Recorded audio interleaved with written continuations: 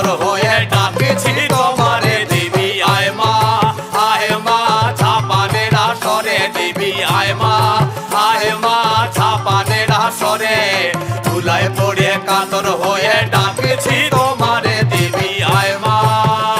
আরে মোর সভা ছাড়িয়া যদি মা অন্য সভায় যাহাই, আরে মোর সভা ছাড়িয়া যদি মা